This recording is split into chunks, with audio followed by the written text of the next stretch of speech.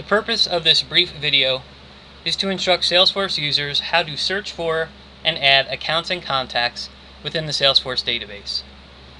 Anytime we speak with a client or contact, we want to make sure to capture that communication within the CRM database. The first step in capturing this information is verifying if the account and/or contact exists within the Salesforce database. If the account does not exist, we will create the account. If the contact does not exist or exists under a different account name, we will recreate the new contact and associate them with the new account. In this scenario, I just had a conversation with Arthur Naparano of Arthur Naparano and Associates Incorporated. In order to capture this conversation in Salesforce, I'm first going to search for the account Arthur Naparano and Associates Incorporated. I want to be careful when searching for this account that I do not type the entire account name, as multiple iterations or versions of this account name may exist within Salesforce. Therefore, in order to return more results, I'm going to move to the search window here and just type ARTH.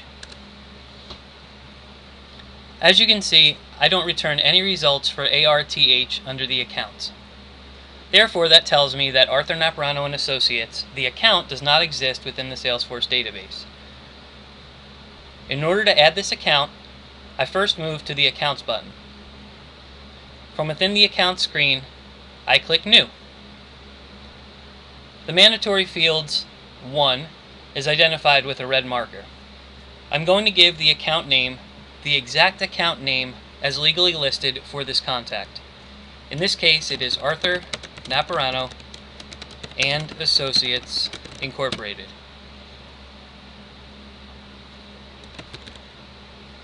Next, I'm going to move through another group of fields that are not required but preferable when adding an account. The first field I'm going to select is the phone number. If known, I'm going to enter a phone number for this account. If known, I'm also going to enter a fax number and a website.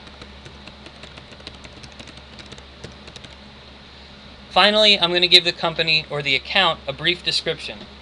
This is important for accounts or contacts and/or clients that are working as part of a larger organization. For example, if Arthur Naparano and Associates is performing services on a New York State DOT project, or if Arthur Naparano and Associates is a subcontractor on the Capistrano Unified School District project, I'd want to add this information in the description of the account.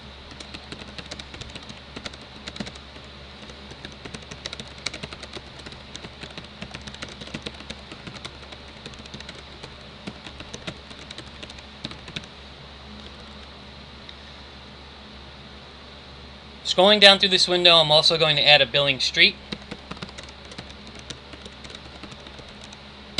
a city,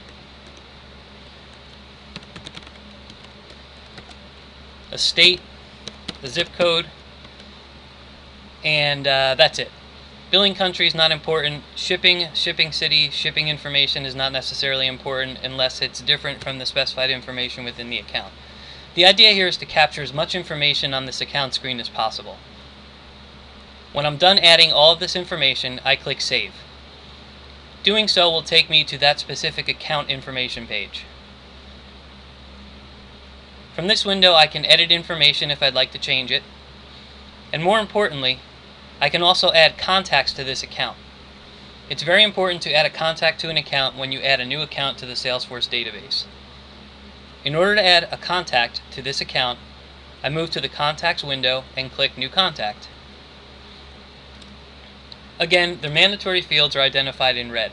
Since we chose to add the contact from the account page, the account name will automatically populate in the window. From here, I move through the required fields and the fields I know.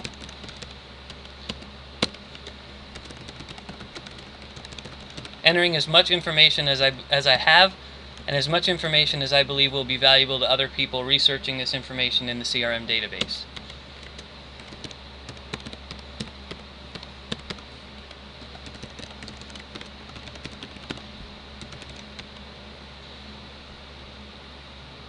Please take note, any of the fields that I leave blank are not going to be mandatory fields for the purpose of adding contacts to the CRM database.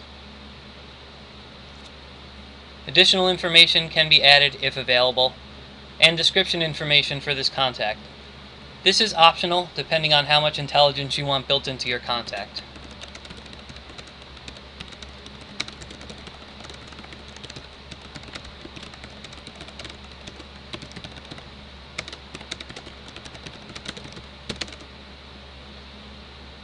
Finally, I click Save, and I've successfully added both an account and a contact within the Salesforce database.